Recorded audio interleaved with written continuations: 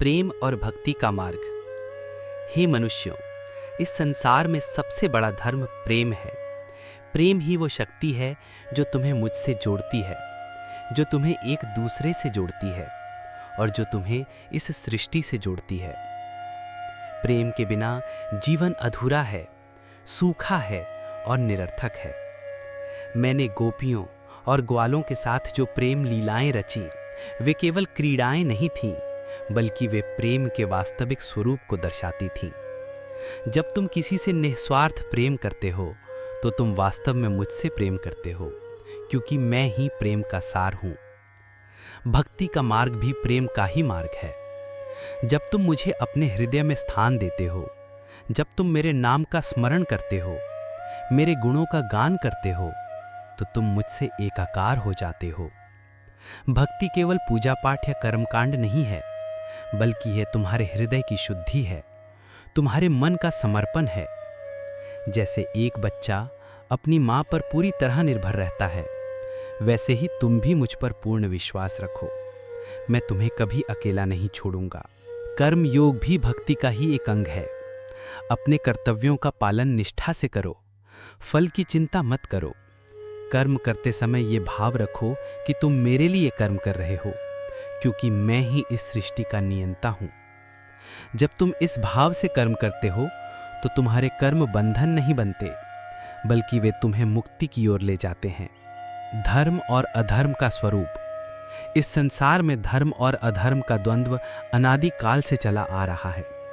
धर्म वो है जो तुम्हें सत्य, न्याय और प्रेम के मार्ग पर ले जाता है। अधर्म वो है जो तुम्हें असत्य, अन्याय और घृणा की ओर धकेलता है। जब जब अधर्म बढ़ता है, तब तब मैं इस धरती पर अवतार लेता हूं, धर्म की स्थापना के लिए और अधर्म का नाश करने के लिए। कुरुक्षेत्र का युद्ध केवल दो परिवारों के बीच का युद्ध नहीं था, बल्कि वो धर्म और अधर्म के बीच का युद्ध था। मैंने अर्जुन को गीता का ज्ञान दिया ताकि वो अपने कर्तव्य को समझ सके, ताकि वो धर्म के लिए युद्ध कर सके। जब तुम धर्म के मार्ग पर चलते हो तो तुम अकेले नहीं होते, मैं तुम्हारे साथ होता हूं। न्याय की स्थापना करना मेरा कर्तव्य है और मैं तुमसे भी यही अपेक्षा करता हूं कि तुम अन्याय के खिलाफ खड़े हो, कमजोरों की रक्षा करो, पीड़ितों को सहारा दो। यही सच्चा धर्म है। जब तुम धर्म का पालन करते हो तो तुम वास्तव में मेरी ही सेवा करते हो। माया और मोक्ष। ये संसार एक माया है, एक भ्रम है। जो कुछ भी तुम अपनी आंखों से देखते हो वो सब क्षणभंगुर है। धन, संपत्ति, पद, प्रतिष्ठा, ये सब अस्थायी है। वास्तविक सुख और शांति केवल मुझ में है। जब तुम इस माया के बंधन से मुक्त हो जाते हो, तभी तुम्हें मोक्ष की प्राप्ति होती है।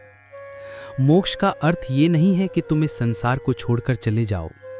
मोक्ष का अर्थ है कि तुम इस संसार में रहते हुए भी इसके बंधनों से मुक्त हो जाओ। जब तुम ये समझ जाते हो कि तुम केवल एक आत्मा हो और तुम्हारा वास्तविक स्वरूप मुझसे जुड़ा हुआ है, तभी तुम्हें मोक्ष की अनुभूति होती है। ज्ञान का मार्ग भी मोक्ष का मार्ग है। जब तुम आत्मज्ञान प्राप्त करते हो, जब तुम अपने वास्तविक स्वरूप को पहचानते हो, तो तुम माया के जाल से बाहर निकल जाते हो। मैंने अर्जुन को आत्मा के अमरत्व का ज्ञान दिया ताकि वो मृत्यु के भय से मुक्त हो सके। जब तुम ये समझ जाते हो कि आत्मा अमर है और शरीर नश्वर है, तो तुम्हें किसी बात का भय नहीं रहता। अहंकार और विनम्रता। अहंकार तुम्हारा सबसे बड़ा शत्रु है। जब तुम अहंकार से ग्रसित होते हो तो तुम मुझसे दूर हो जाते हो। अहंकार तुम्हें दूसरों से श्रेष्ठ समझता है, तुम्हें ईर्ष्या और घृणा की ओर ले जाता है। विनम्रता ही वो गुण है जो तुम्हें मुझसे जोड़ता है, जो तुम्हें दूसरों से जोड़ता है।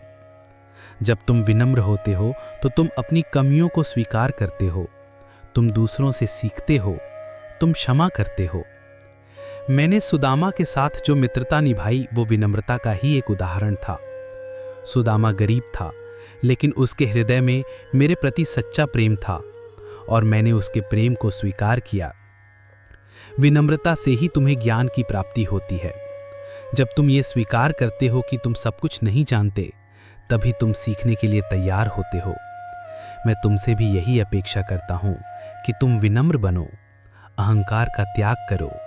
समर्पण और विश्वास। अपने आप को मुझ पर पूरी तरह से समर्पित कर दो। अपने सभी कर्म, अपने सभी विचार, अपने सभी भाव मुझ पर छोड़ दो।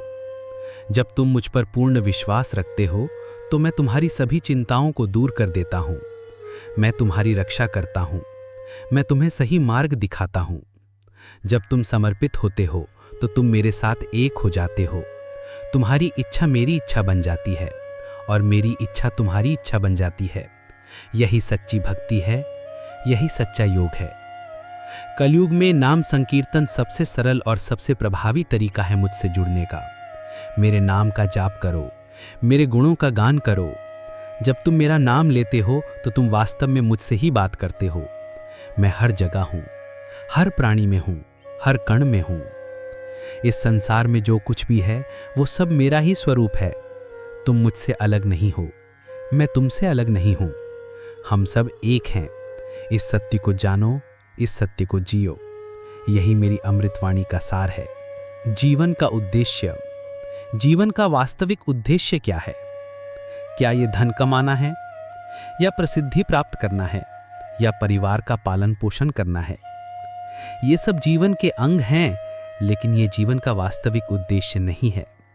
जीवन का वास्तविक उद्देश्य है मुझ तक पहुंचना, मुझसे एकाकार होना। जब तुम मुझसे जुड़ जाते हो तो तुम्हें वास्तविक सुख और शांति की प्राप्ति होती है। तब तुम्हें किसी बात की कमी महसूस नहीं होती, क्योंकि तुम मेरे साथ पूर्ण होते हो। यही जीवन का सबसे बड़ा लक्ष्य है। इसलिए अपने जीवन को व्यर्थ मत गवाओ। मेरे नाम का स्मरण करो, मेरे गुणों का गान करो, मेरे बताए मार्ग पर चलो। मैं तुम्हें निश्चित रूप से मोक्ष प्रदान करूंगा। ये मेरा वचन है। अंतिम वचन। हे मनुष्यों, तुम मुझे हर जगह ढूंढते हो, मंदिरों में, तीर्थों में, मूर्तियों में, लेकिन मैं तुम्हारे हृदय में निवास करता हूँ। अपने भीतर देखो और तुम मुझे पा जाओगे। जब तुम मुझसे जुड़ जाते हो तो तुम्हारा जीवन एक उत्सव बन जाता है। प्रेम से जियो, धर्म का पालन करो और मुझे कभी मत भूलना। मैं सदैव तुम्हारे साथ हूँ।